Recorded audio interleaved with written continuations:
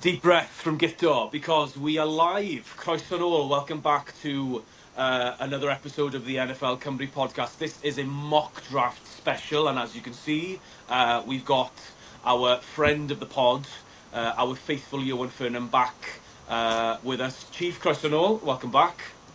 Thank you very much for having me. I didn't think I'd be back after the such written off statements about the Commanders last week, but I'm here. I'm sure I'll eat my words later in the season, but hey, we're back. Exactly. I mean, yeah. What's an inter-division banter? That's what it's all about, anyway. Yeah. Guto, how's it going? How was your weekend?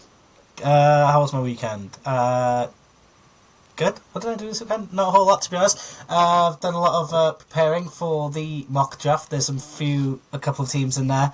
I'm struggling to figure out who's going to go where, but it's an exciting time for the NFL. Yeah. The draft season is always fun, so that's what we're here to do. So I'm looking forward to having this discussion with you boys. Just as a disclaimer for you all, Ioan and Guto are using a draft simulator. I am not. So it's going to be interesting to see how that affects the picks. And so yeah, we're going to go from picks 1 to 16 today, and then we'll do 17 to 32 later on in the week, just to split it up, because otherwise this is going to be a very, very long podcast. However, before we go into our mock draft, and the draft, by the way, is it next week? Next weekend. It's next week. Yeah, Thursday It or is Friday night next weekend. So Thursday night. yeah, Thursday night, yeah. Goodness me, absolutely wild. It's in Green Bay this year, isn't it? it is. Yeah. Goodness me, that's come round really, really quick. So just before we do crack on with our mock drafts here, this is our first ever mock draft, by the way, on the NFL Cymru podcast. So we'll see how it goes. And like I said before, there might be a lot of changes between now and the draft next Thursday. However, I just wanted to start. Those of you who have been avid listeners, and if you have, thank you very much and welcome back.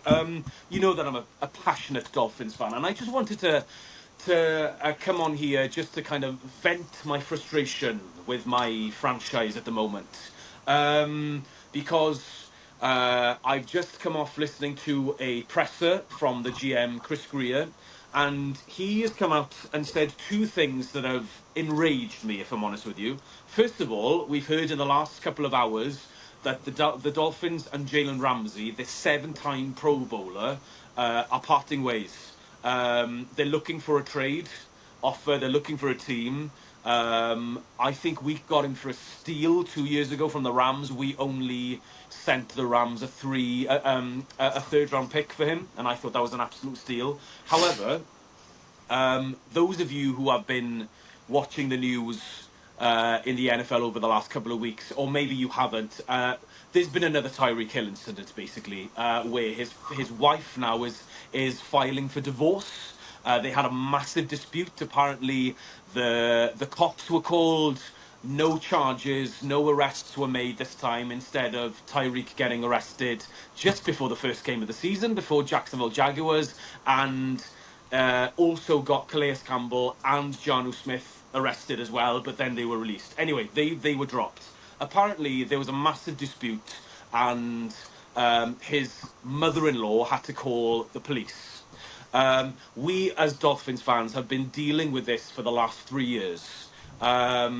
The NFL have decided not to punish him.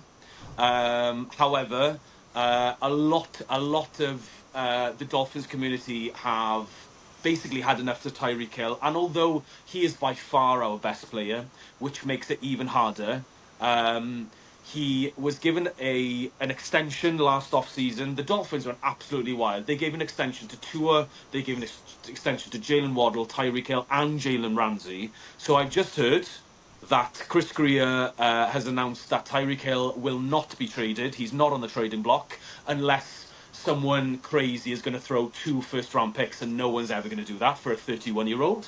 And apparently, the thing that confuses me the most is Jalen Ramsey didn't request a trade. So the Dolphins, this is basically a salary dump. So either the Dolphins are going through a complete reset, And another thing, by the way, guys, I'm not sure if you guys, and I will stop my rant in a second. Another thing, by far the biggest news, apart from Tyreek and Jalen Ramsey, is the news that the Dolphins QB, the star QB, Tua Tagovailoa, he has put his house up for sale, which clearly means that he is going to be on the trading block as well, or maybe not. So, as you can imagine, Dolphins land is the frenzy is absolutely wild at the moment. Everyone thinks that literally Chris Gear, the GM, is pressing the reset button, and we're going to get rid of 3 of our best players who we paid last off season over $250 million that we gave them in extensions. But there we are. We'll see what happens. So clearly, Jalen Ramsey is going to be traded potentially before the draft. So that might affect the Dolphins pick in number 13. However, I digress. Rant over. Here we go. Back to the mock draft. Ioan, Guto, ydyn ni'n barod? Are we ready? Ready when you are. Say. Yep, ready when you stopped ranting about the Dolphins. Yeah, apologies. That went way too long. But there we are. There's always some news going on with the Dolphins. I actually feel sorry for you, Dyfed, but Thank you. let's get out. Let's get your mind off that for a second, and let's enjoy our mock draft together. Let's do it. Right, let's hit it, guys. Okay, so I'd be completely shocked, or I'd be very interested if all of us have a different number 1 pick. So we're going to start off. That's how this is going to work. We're going to go my number 1 pick, Gito's number 1 pick, Ioan's number 1 pick, and then we're going to go that so we can have some time to discuss. We thought that was the best formula, but we'll see. We'll see how it goes.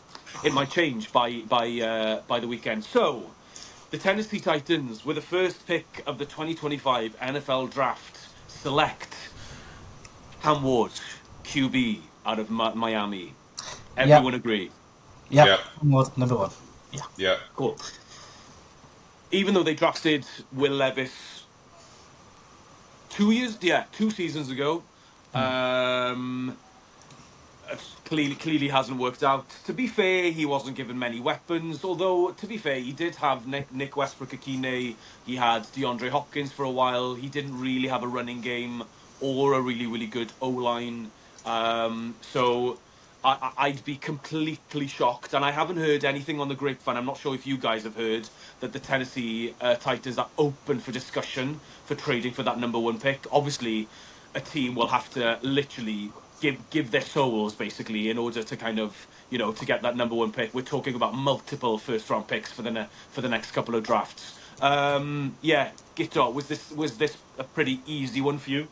Yeah, especially the top 2, easy. Well, definitely this one anyway. Yeah, okay. It's been talked about for quite a while.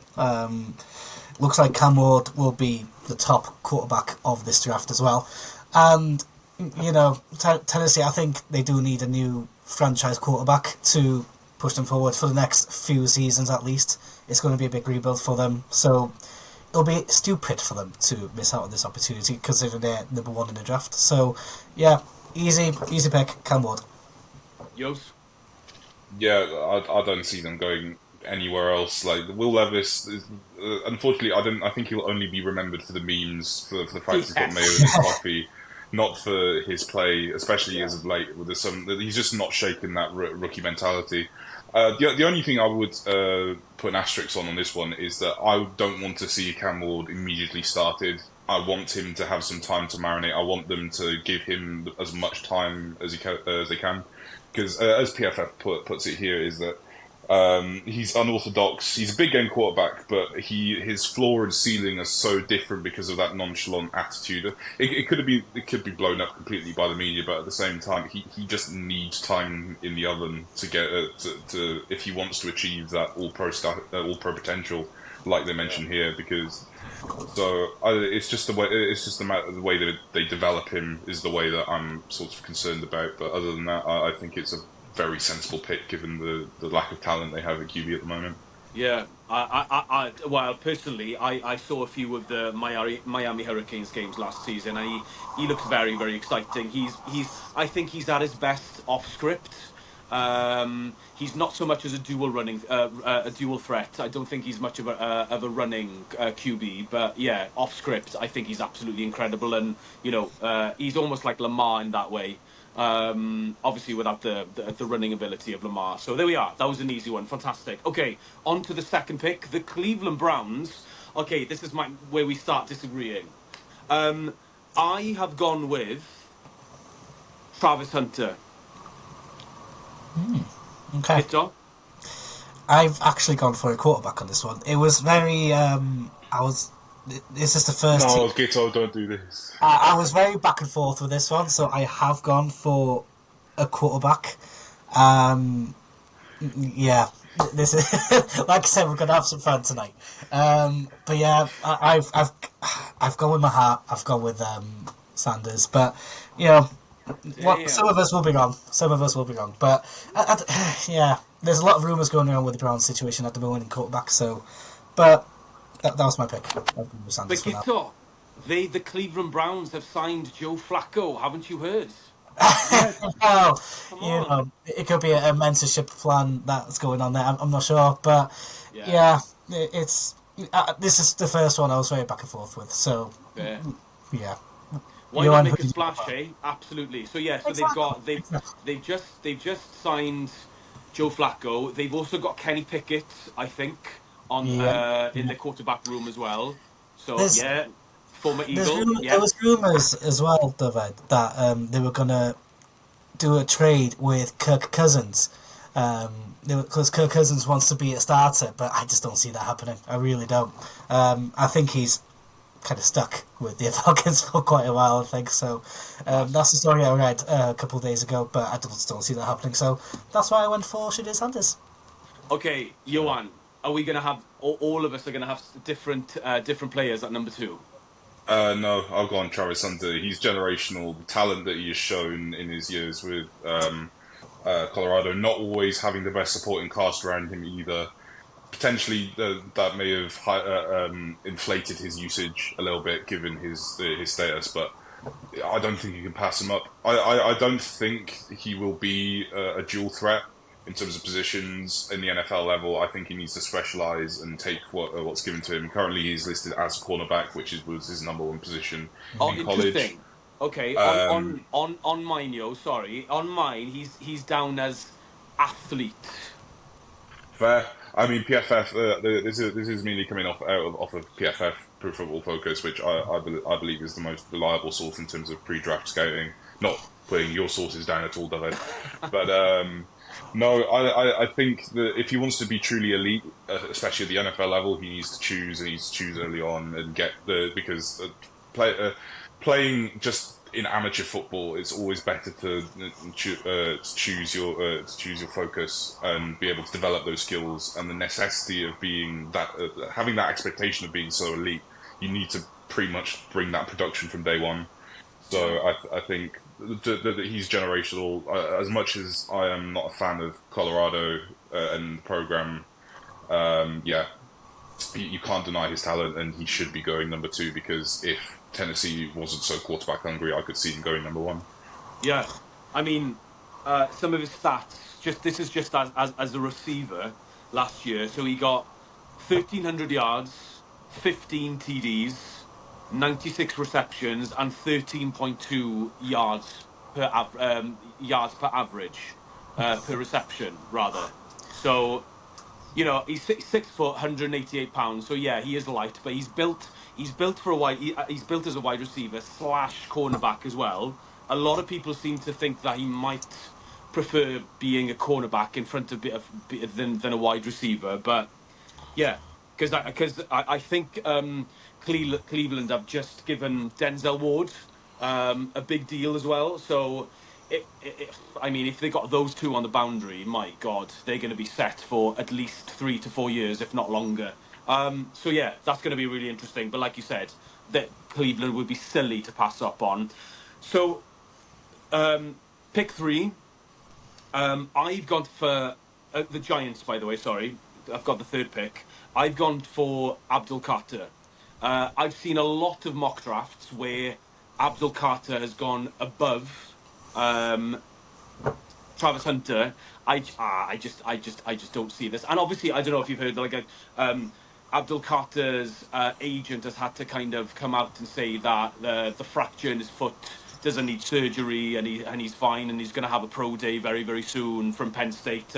But he's an extremely talented edge player, 6'3", 250 pounds, massive guy, had ridiculous amounts of sacks. So I think the Giants will definitely take him at number 3. Well, I got this one completely wrong as well, because we were talking about Travis Hunter earlier as number 2, and I agree he's a great player. That's why I put him out number 3 for Giants. Okay. Cool. I have, same Dyfed again, I have Abdul Carter going to New York. Obviously, they already do have talent on the edge in Bryant Burns, but I think, again, it's the talent is too great to pass up on this one. As a Penn State fan, I've watched him flourish into the absolutely generational talent that he is, and deserves the hype. It just pains me to say that the Eagles are on the opposite end of this draft, because I'd love him to come to my Eagles, but probably my favourite prospect in the draft. But yeah, you can't deny his talent, and it's one of those picks where you sort of have to half ignore your knees just to be able to take advantage of the talent. Obviously, as you said, some boards have him flipped, but I think with Cleveland paying Myles Garrett that massive contract to the point where he decided to stay and not be traded, I think it wouldn't make much sense, because I mean, he's Myles Garrett, he's going to do what you do. You don't need that much more production with him and Ogunjobi on the Cleveland D-line. Yeah, I mean, if the Giants do go for Abdul Carter, their D-line is going to be absolutely stacked. They're going to have, they've probably got one of the best nose tackles in the NFL in Dexter Lawrence. Like you said, they've got Brian Burns on one side, Kayvon Thibodeau as well, who's in his 3rd season. I think he's still on a rookie deal. And if you stick Abdul Carter in as well, you're looking at a deadly pass rush there. So yeah, absolutely generational talent. Okay. Yeah. Moving on, pick number 4, New England Patriots. This is the first one that I kind of struggled with. I tried to kind of like tap into their kind of mentality. Obviously, they've got a new coach in Vrabel, a defensive mind coach. However, one of their massive needs that I think, and it was an easy pick for me in the end, I've gone for offensive tackle Will Campbell out of LSU. Yeah, me too. I'll go for Will Campbell. Yes. Yeah, we agree. Yeah, we agreed. That's the first agreed one. I do have Abdul Carter in my top 10, by the way, just to let you guys know I do. But yeah, Will Campbell, I think, just to get a protection for the quarterback, so I think it'll be a pretty good choice for them to go for Will Campbell. Yeah, because like this, because you never know with either D lineman or O lineman. This might be a start of a kind of a run where you see 2 or 3 come up off the board. The other one that I considered maybe was Armon Membo from Missouri. That was the only other one but I don't think he fits the New England style and the scheme at the moment. I just thought that Will Campbell, he's 6'6", 320 pounds.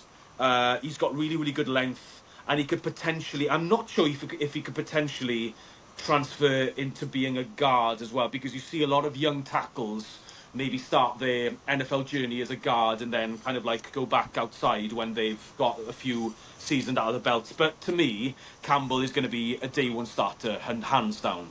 Yeah, 100%.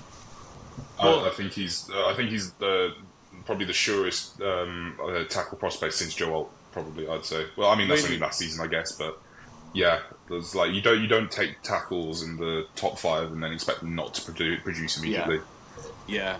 A lot of people, like you said, he's probably one of the best tackles to come out to the draft since Zach Martin or the guy that's in Indianapolis, and I'm blanking. What's his name? Quint.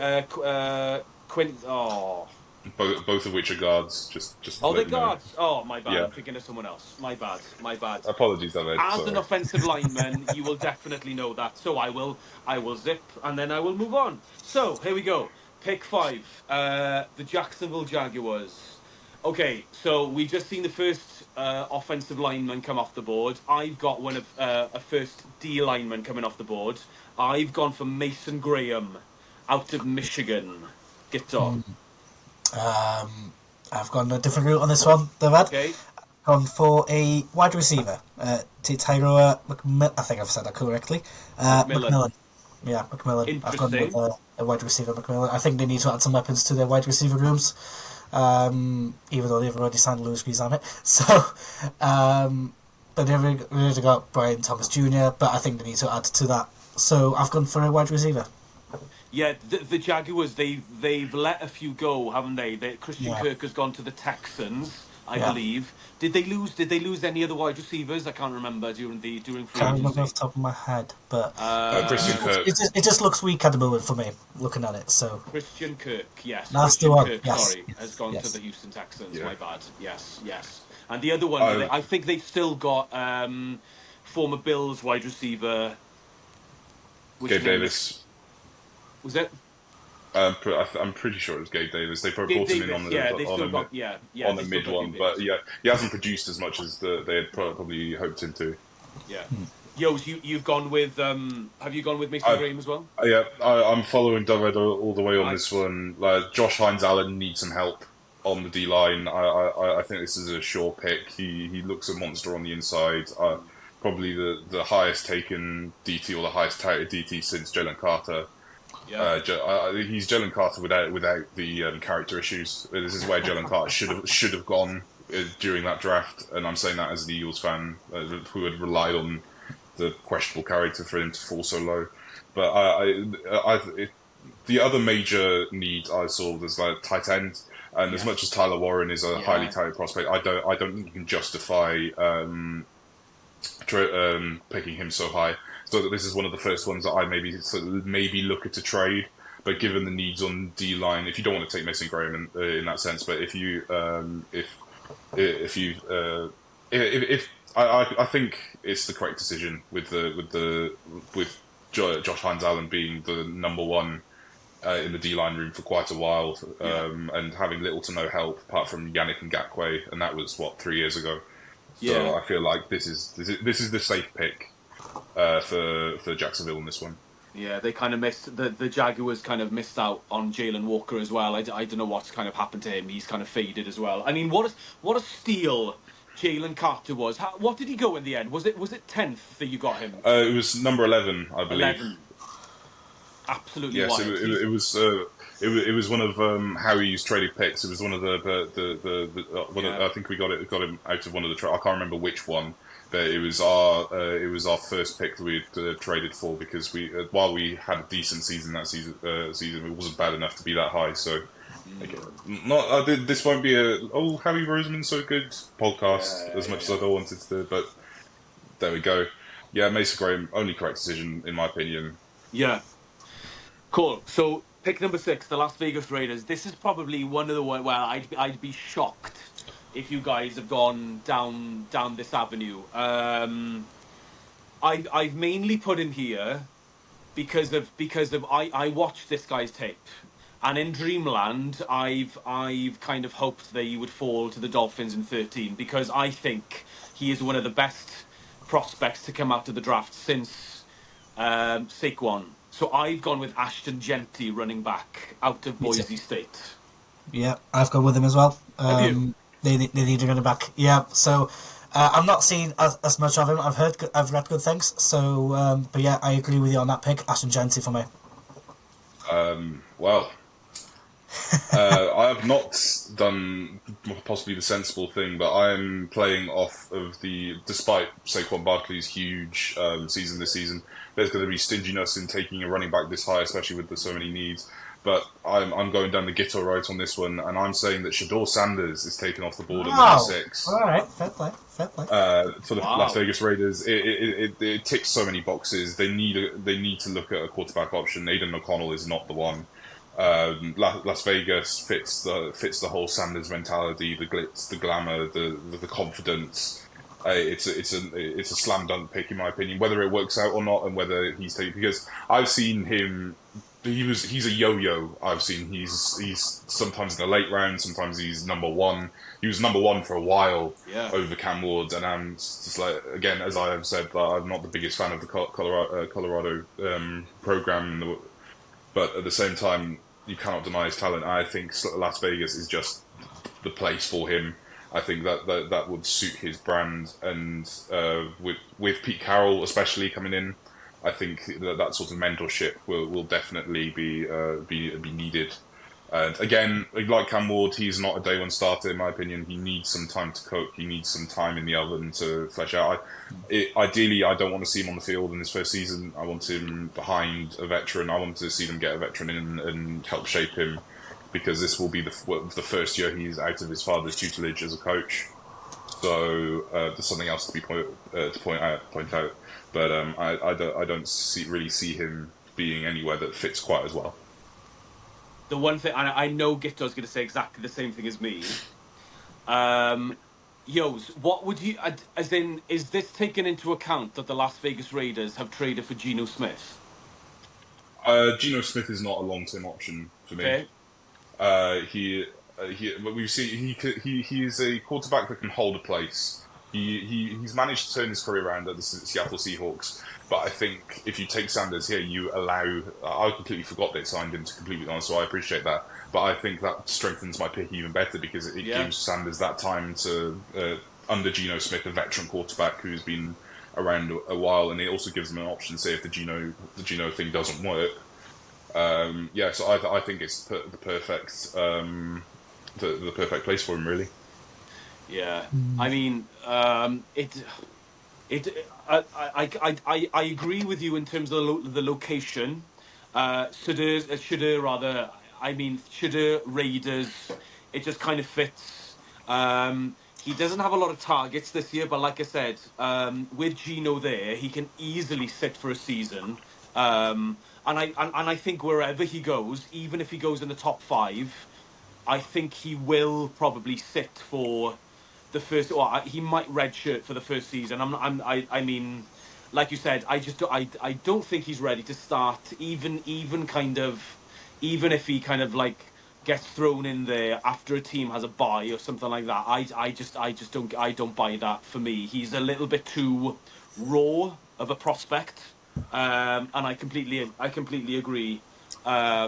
But yeah, I don't know. Shooter is really hard, because, like you said, there's so many different. This difference of opinion. I've seen Shooter like go as low as late teens, early 20s. But I think something tells me that a team out there, especially because he's a QB, will definitely either draft up to get him, especially if he starts falling. And it wouldn't surprise me. But the reason, like I said, the reason I've gone with Ashton Genty is this is a big say. But some people say that he's potentially, apart from Saquon, one of the best running back prospects to come out of the draft since the GOAT for me, Adrian Peterson. His skill set has been described as very close to Barry Sanders, which is a huge say, by the way. But I've seen his tape. He's only 5'9". He's a short guy, but he's 212 pounds. He's got speed. He scored 30 touchdowns for Boise State. He ran for 2,650 yards, which is absolutely ridiculous. Like I said, the only other place that I would have put him is Dallas, who are definitely desperate for a running back. But I definitely think he's a top 10 prospect. Guto, is that why you've got him at number 6 as well? Yeah, they need to upgrade that massively. So, and give Geno some weapons as well. So I understand where Ioan is coming from with the quarterback situation, and I think Tom Brady would have a lot to say regarding that as well. But obviously I've done my draft completely different and put him higher up. But yeah, I think a running back is a position they desperately need to improve on next season. So I think going up with Ashton Genty, that's a really good option for him. He looks like a really good talent. Obviously we had a few good ones recently. Obviously Shaquille Barkley, my player Bijan Robinson, of course. So he could be another one that we can talk about for years and years to come. Yeah, the last thing I say about Alshon Genty before we move on is from the tape, and what the prospects say for me, or what the draft analysts say for me, is it doesn't really matter if you've got a below par offensive line. He will make something happen, and that's it. You don't believe that. I know as an O lineman, I know. I know he's kind of like he's a between the tackles guy. He can go around the side as well. He can break, but yeah, I go on, Yos, go on. I feel like that's lazy writing in my opinion. Like if you look at running backs, like we've seen this play out before. If you put Saquon in front of the worst offensive line in the league, he can carry a team to 7 wins, and or you can put him in front of the best one, and he can break a rushing record. I still feel like you need to put him in a situation where he can succeed, and that will probably be reflected in where I have decided to put him in my draft. But that's for future picks. Fair. Oh, cool. Let's move on. Okay. Number 7, New York Jets. For me, this is an easy option. I've gone for the second offensive lineman. I've gone with Armand Membo out of Missouri. Yeah, me too. Me too. Me three. We agree. Yeah, like I said, it was between him and Campbell. I think, like I said, I've just gone for scheme fit, basically, with Campbell going to the Patriots and Membo going to the Jets. Their offensive line has been trash for the last, gosh, dare I say, over 5 years. They kind of last season they'd gone with they let their former first round pick Mekhi Becton go, and he has been resurrected by the Philadelphia Eagles, and since then he's gone on to sign a new contract and he has re-envisioned himself in the NFL. So clearly that's all you need is good coaching. But there we are. That no shade on the Jets there, or maybe it is. But there we are. So yeah, he's a brilliant prospect. He's a massive guy, 6'4", 332 pounds, easy first day starter. They signed a lot of veterans to 1 year deals last year. Clearly didn't work. Yeah, I think Breece Hall is okay as a running back. I don't rate him that high. A lot of people do. I think he's a little bit overrated. But yeah, definitely has to be an offensive lineman here. Yeah, I think it's an insurance policy on the Justin Fields signing, Yes. and with the Olu Fashanu coming off a torn ACL, how that's going to play out, whether he returns to the elite form that he wants, because he was a highly invested. It was possibly one of the only picks that actually worked out for them. Is that he managed to become elite in his playing time before tearing that ACL and late on in the season. Having watched him live, he's definitely one of the better offensive linemen the Jets have drafted. So I think it's a smart pick here. Again, like with me, Genti's still on the boards in this position, but I don't think. Again, Breece Hall is too established in the New York Jets lineup to be seen anywhere else at the moment. So I think the safe bet is to take Mambu, because again, over the year he's traded places with Will Campbell. They have, when doubts have been put into Will Campbell's game, whether he's had a bad game, Membu has always come up to be, hey, what about this guy? He could potentially jump him. So I feel like this is a very safe pick for the New York Jets. Obviously, linemen not always what I'd say, and if anyone of you listening watches Urinating Tree, highly recommend if you don't. But they're not the sexiest of picks. They're not going to be scoring these touchdowns. They're not going to be creating these turnovers. But they will solidify your offense for years and years to come. Absolutely. And yeah, so like you said, Fashanu was a big injury for them, and so was I think they've still got Elijah Vera Tucker as well, who they drafted a couple of seasons ago. I think he's been dealing with a lot of injuries as well. I think he's a right guard, I think. Or is he a tackle? He's a guard. He's a guard. I'm pretty sure that he's a guard, but he has shown signs to be one of the better offensive linemen. Yeah. But obviously injuries have held him back. Okay, we're approaching halfway here. We have arrived at number 8, Carolina. The Carolina Panthers currently have the number 8 pick.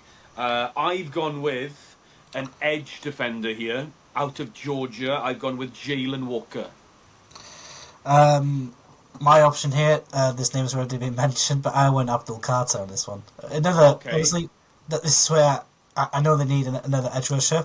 So we agree on position-based player, but this is where I've gone with Abdul Carter. So I've done the complete opposite in Ioan fashion, it seems, and placed Ted McMillan here in the the form that we've seen from Bryce Young, I think they are going to invest in his talent and going to go with Ted McMillan if he's still on the board. Nice. So yeah, that's pretty much it really. With me, I don't think any of the edges can really be justified going that high for the moment. But yeah, Fair enough. that's what I think. Who was your pick, David? Sorry, who was your pick again? Jalen Walker out of Georgia. Okay. Cool. Yeah, he's an edge player, but he can also be a blitz like outside linebacker as well. And they desperately need an outside linebacker, I think. And he's kind of like a hybrid rusher slash thumper as well, like blitz heavy kind of a defender as well. So I thought that was badly needed. But like I said, that completely fits Carolina as well. I know they've re-signed Adam Thielen, who was basically Bryce Young's literally his best target last season, and they've re-signed. They've got a really good running back in Carolina as well. Chuba Hubbard. Yeah, Trey Hubbard. He's really, really good, to be fair. So there we are. Carolina could go a number of different ways. Okay, moving on to pick number 9. I've gone with another edge defender here for the New Orleans Saints at pick number 9. I've gone with Shamar Stewart out of Texas A&M. Okay, I got really stuck with this one. Just because I've spoken to a couple of mates I've got from New Orleans regarding this one as well. And I've read some stories as well. They will get a quarterback, but not in round 1. So I was so close to go for a quarterback. I was really close to go with a Jalen Milroe or a, what's his name, something Dart or something. I was really close. However, I think they will draft a quarterback in round 2, but not in round 1. But I have gone for an offensive player. I've gone for a wide receiver, Luther Burden III. Okay. Right. Interesting. Ioan? I've gone for edge defense similar to Dyfed, but I've gone for a different one. I believe that Mike Green will make his appearance here, and for Marshall, I think they're looking for that pure defensive edge rusher. They're not looking for anything, especially with Demario Davis re-signing the linebacking core. I feel like he is more of a pure rushing linebacker, and I think that's what they want out of this draft rather than the concern with Jaylen Warren is that he has a fantastic tape. But if you look at guys in the past like Isaiah Simmons, guys that haven't really got a position attached to them, they are a risk because they can be great at everything but not elite at anything. Yeah. And I'm not suggesting that Jalen Walker is a bust, but I feel like that's the kind of talent they are looking to draft at this point. Guto, I completely get why you're thinking QB here because obviously we've just heard that what's his name, Derek Carr might miss the 2025 season with a shoulder injury. He might have to have surgery. So yeah, like you said, are they going to go with Spencer Rattler, who is an exciting quarterback? Like I said, he's very, very raw. Well, you've seen him live, Guto, haven't you?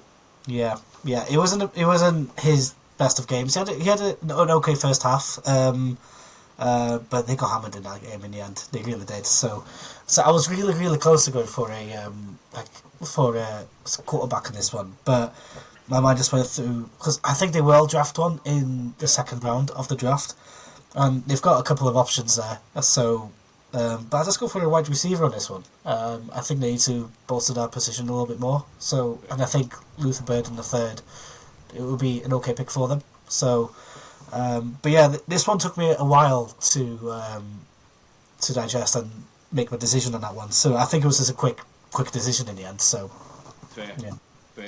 That's what you got to do when you're on the clock, Guto. So exactly. Cool. Pick 10, the Chicago Bears. Okay, so for me, I couldn't leave this guy out to the top 10. So I've gone for Tyler Warren, tight end out of Penn State here. Number 10, I've gone with defensive player Walter Nolan. Okay. For me, this is where Mr. Genty will land. This is the Mr. Ashton Genty to the Chicago Bears. I think this is where it makes most sense for him to land, alongside taking the pressure off a very young quarterback. Obviously, with DeAndre Swift still president, that probably is the only question mark I'd say. But with the amount of investment that the Chicago Bears have put into their offensive line, I think this would be the best place within the top 10 where he has the best chance of succeeding and achieving that elite level of production that everyone expects him to. So yeah, that's pretty much it really. Obviously, I've seen a lot of boards have him going to the Saints, if not the Raiders. But I think the Saints have a lot more pressing needs than a running back at Kamara, and Kamara is still offering very good production at his age. So I feel like it could be unjustified. Get that big name that takes the pressure off. Yeah. Oh, he's blanking now. Well, the young quarterback, Caleb Williams. Caleb Williams. Here we go. I do apologise, Bears fans. That's all right. Yeah, take the pressure off Caleb Williams. Give defenses something else to worry about. Because as much as DeAndre Swift is a great talent, he isn't elite. And I feel like if you have an elite talent, it's Saquon Barkley and Joe Heads over again. If you have to defend both alleys of attack, then it gives you so many more options. Yeah, they completely went for it in terms of their rebranding their O-line in free agency, didn't they, the Chicago Bears? So that would completely make sense. The reason that I put Tyler Warren in there, I know they've got Cole Kmet, which I think is a really underrated tight end in the NFL, actually. I wouldn't say that he's a receiving tight end, but like Tyler Warren, he's a freak of an athlete. I think he can block and he can. And he's a brilliant receiver. 104 receiving, 1,200 receiving yards rather, and 12 touchdowns for Penn State. 6'6", 256, huge guy. So yeah, he would definitely be another option, like you said, for Caleb Williams. Who, yeah, the Bears are definitely building something up there, but it's going to take a while. And obviously Roma Dunze, I really, really liked that pick actually. Roma Dunze out of last year's draft. He didn't have the best season, but I think he might have a breakout season coming up, but we'll see. Okay, moving on. San Francisco 49ers, pick number 11. Ioan has already mentioned this player. This is where I've gone for Mike Green, edge player from Marshall. I've gone with a tackle on this one. Armand Mambo, if that's how you pronounce his name. Armand Mambo, yeah. I've also gone for a tackle, but obviously I've taken two off the board already, like Dyfed. So I'm going to say this is perhaps the most contentious pick in this first episode. I'd say where you should be looking to trade back. That being Kelvin Banks Jr. He is a highly touted tackle prospect. He isn't in the conversation with Will Campbell and Mr. Membu. Yeah. But yeah, I think they have no option but to look at O-line in this situation because there's nothing left there after free agency apart from Trent Williams, who's rapidly approaching his mid to late 30s, and as impressive that it is, it's just not conducive for a long-term option when you have a quarterback in Brock Purdy who's just signed a max contract. So if I was the 49ers GM and had a spare £25 to spend on the ability to make trades, I'd trade back here. Look for those teams that are looking to be aggressive in the back end. But I think if you were to pick from this position, it's a reach. It's definitely a reach, but I think you have no option but to look at tackle in this situation. Yeah. I completely agree in terms of this is where you'd have teams potentially looking to trade back. It's not a particularly strong. Well, a lot of people have been saying it's not a strong outside of the top 10. It's not really a strong draft. Full stop. Really, in terms of you're lacking in terms of no like elite cornerbacks, safeties, linebackers. I know we've mentioned one linebacker, but apart from that, really, it's kind of it's slim pickings, really. I'd even stretch to say that I don't see an interior offensive lineman being taken through for the entirety of the first round. Like we are so light on guards and centers in this draft. Yeah. Like it's very unfortunate for those looking to fill those pieces on the interior because they are so important. So yeah, it's a bit of it's a strange one. It's Yeah. definitely a strange one, especially if they decide to stick. But Yeah. well, we really seem to get into the meat of the edge rushers and linebackers in the next 10, 15 picks, I think.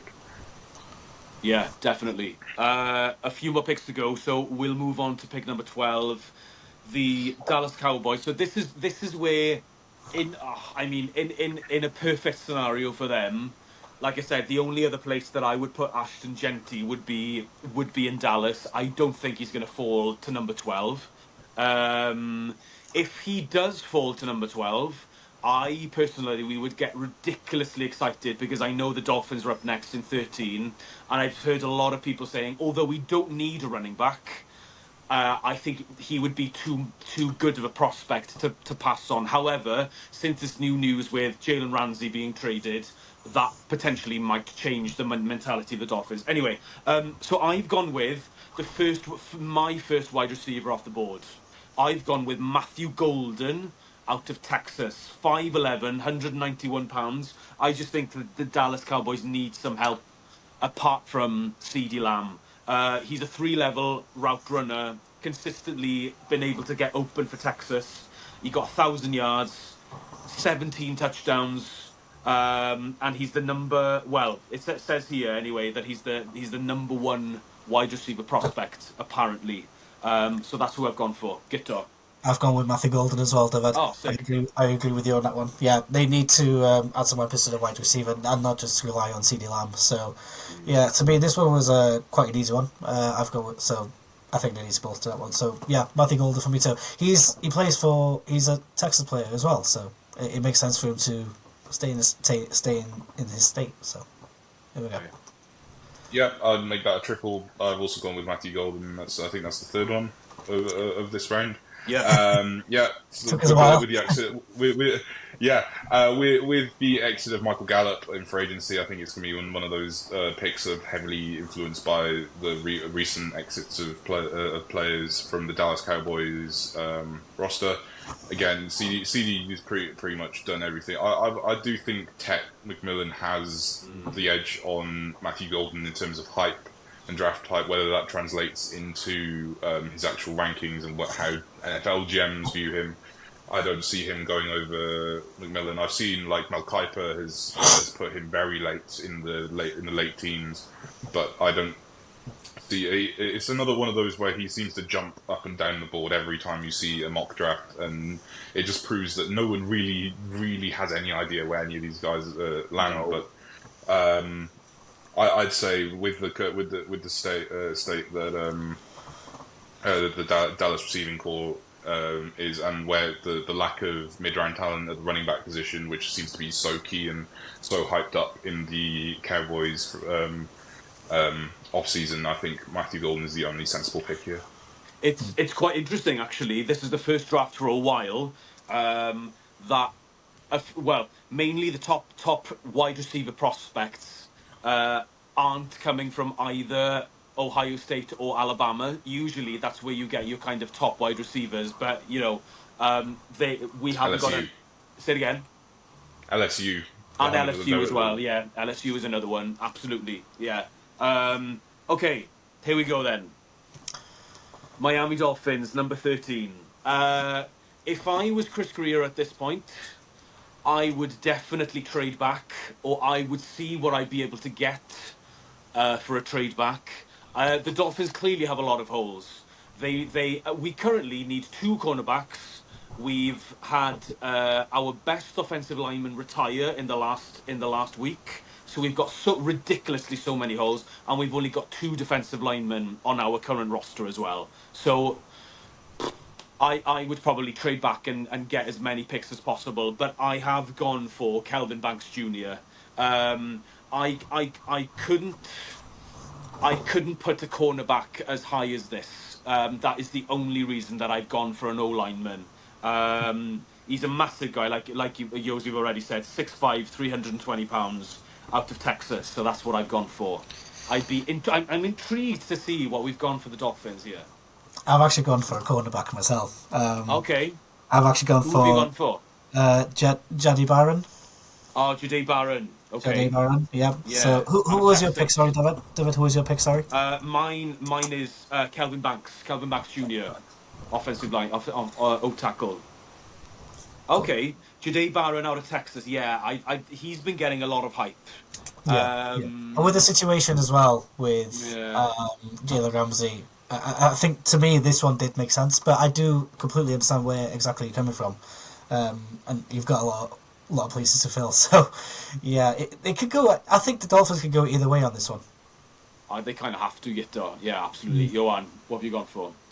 I've gone the same as Guto. I've gone for a corner, but I've gone for a different corner, and I think Will Johnson Yeah. will be taken off the board earlier than Jade Barron. His production's been elite all his time at Michigan. He's proven to be able to handle those big body matchups. I just think that he will. He's built better for the NFL off the outset than Jade Barron. Obviously, PFF have him as probably the most versatile cornerback in terms of the way he can use zone and man coverage. But I think Will Johnson, especially with the hype that surrounds him. Yeah. The only Yeah. thing. Sorry, it was the only thing that I'll say about Will Johnson, because obviously I've been looking this up since the Jalen Ramsey news. The only thing that might see Will Johnson tumble down the board is the fact that he missed half of last season with turf toe, and he hasn't done any testing apparently. Fair. Obviously, I wasn't aware of that. I've been looking a lot closer to the later first round, because that's where my team seems to land every year. Sorry, not to flex, but yeah, I think I will agree with you. I think that could be the case, because I sort of the two are sort of interchangeable in the next few picks, as you'll see.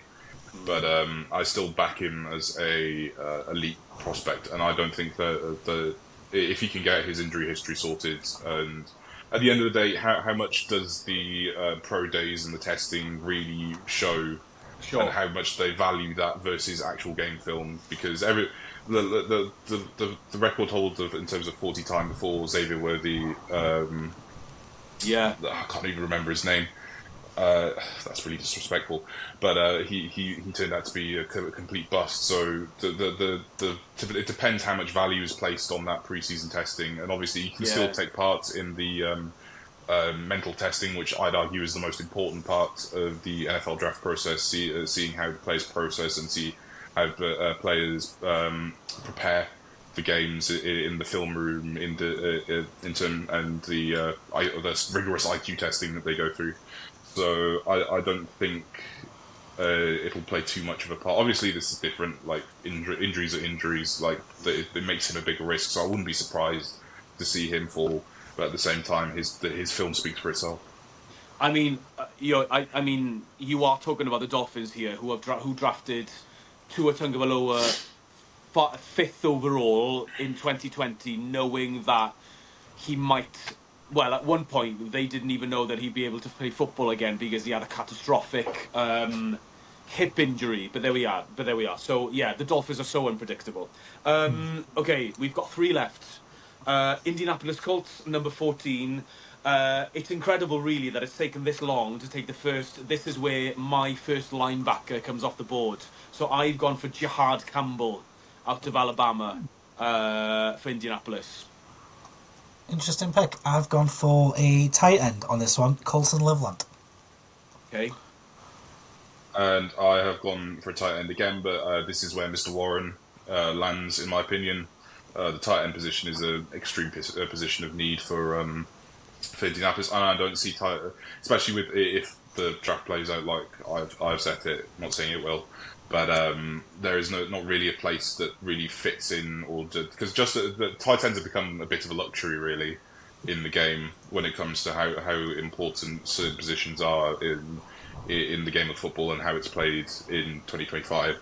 But I say this is a perfect fit for him, really, and Yeah. adds another weapon for Anthony Richardson. And give it, and obviously, if we see another run on quarterbacks like we saw last year, and we see all these quarterbacks that were touted to go in the second, third, even fourth round pick, fourth round of the NFL draft, we could see a quarterback being picked here. Because let's be honest, Anthony Richardson has not been the talent that we expected. But then again, he was touted as a very boom or bust quarterback, and I think it would be a mistake to go down that route again and draft someone like Jalen Miro or Jackson Dart so high. Okay, before we get to the 15th pick, the Atlanta Falcons, I just want to double check with you. So, have both of you got Shadur Sanders off your draft by this point? Yes, sir. I had him at number 2. I don't. I still have Shadur available, and we will have to wait. Unfortunately, spoiler alert, until next episode, until we see. In my view, I could be completely wrong, but anyway, we'll move on. We'll leave it at that. Okay, Guto's team, the Atlanta Falcons, with the 15th pick. I hope you're happy. Maybe not. I've gone for looking at your defense. Guto, let's be honest. The Falcons' offense is absolutely stacked at this point.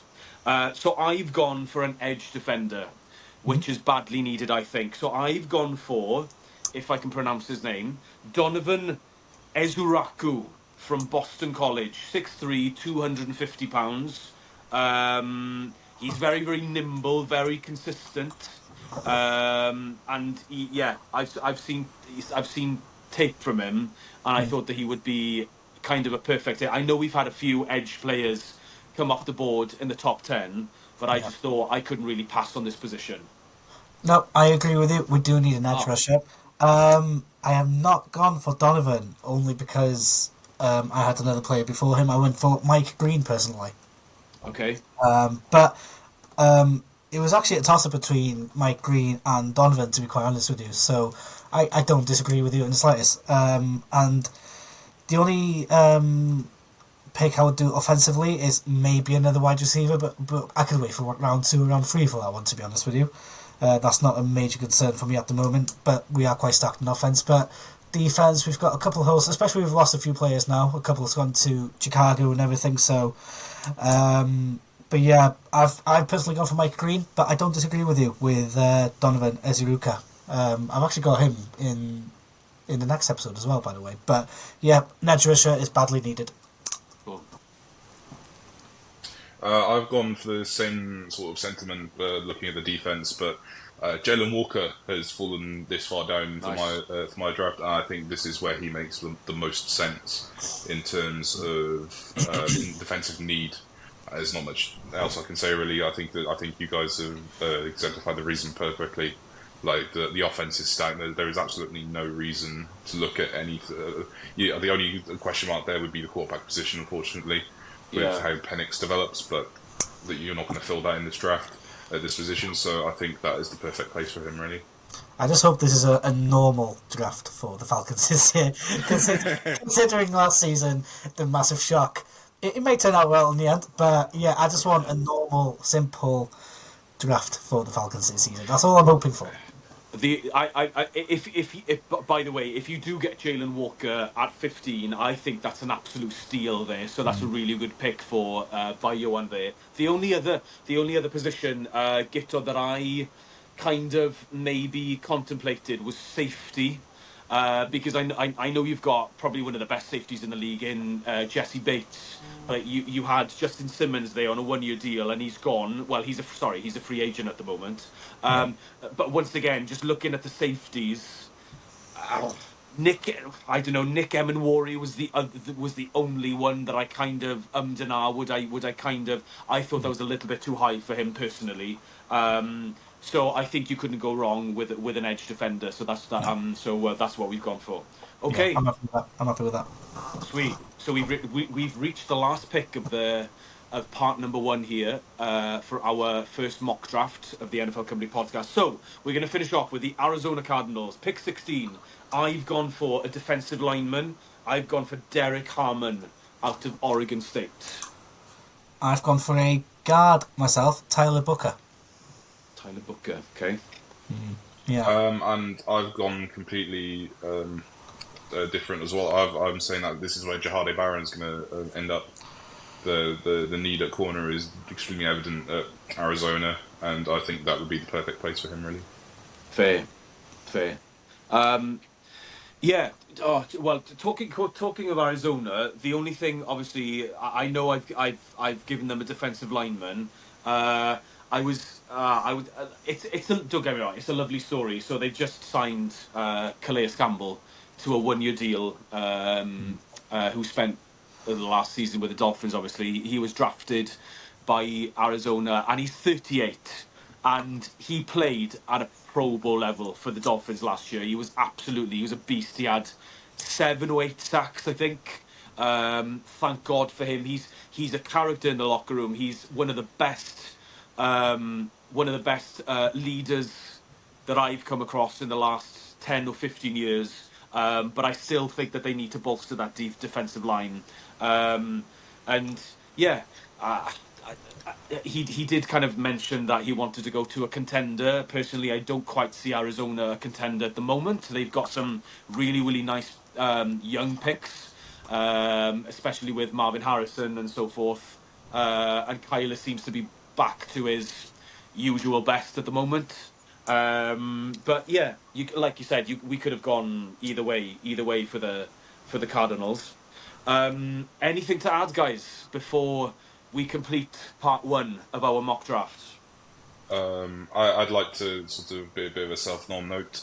This week is the opening game for the South Wales Warriors. If you would like to partake in any local football, the South Wales Warriors will be hosting their season opener at Llanharan RFC. Kickoff is at 2:00. We are playing the Bournemouth Bobcats, who have received a lot of rebuilding in the past off-season, especially due to the addition of Steve Rains as their new head coach. A man formidably known across Britball and Uniball, bringing in a lot of talent from the Bournemouth University team. So if you fancy to partake in any local football, it's free entry. There's a stand, so that it's not like a Sunday league pitch where you need to stand around in the freezing cold. There will be a bar open, so hopefully the weather will hold up and it will be a lovely sunny day. And we hope we will see an opening victory for the South Wales Warriors, a team that I will be personally playing for. So, if you fancy to get your football fix as we try and struggle ourselves through this demonstrably long off-season of ours, I would highly recommend. It's a great day out, and I hope to see you down there. Yeah, all the best to you. That'll be very good. I'll definitely be following that online. Dyfed, I'm really, really looking forward to see where you've drafted Shadir Sanders in part 2 of the draft. I might have an idea because if I want to do spoiler alerts, I do have a third quarterback in my draft in round 2. But we'll have to find out in the next episode where you've ranked your quarterback Shadir Sanders. I'm looking forward to it. Fantastic. Ioan, I was going to say, how long has it been since you played in a regular game, by the way? It has been almost a year now, unfortunately, due to injury. So I am itching to go, really. I can hoping imagine that I can get stuck in. But obviously, South Wales have a very stacked offensive line group. Yeah. So it'll be a wonderful, it'll be entertaining watch for sure, regardless of whether whether I play or not. I stick out like a sore thumb, so you'll see me there anyway. All the best to you, mate. Yes. All the best. Absolutely. Listen, I'm a lot of, obviously, Easter weekend. Traditionally, there's a lot of sport around, so I'm working. I've got a game on Friday, Saturday, and Monday, but I am free on Sunday. So, literally, Ioan, if I am able, I will definitely make my way down there because I'm not too far from Llanharan, and I actually haven't seen the Warriors play for 3 or 4 seasons. So it's lovely to go back there again. They're a brilliant franchise, and we have to support them. It would be great to see you. So if I do see you, best of luck. Even if you're on a snap count, I don't care. Like I said, it'll be great to see you back on the field again. It's been great. Hope you've enjoyed. Picks number 1 to 16.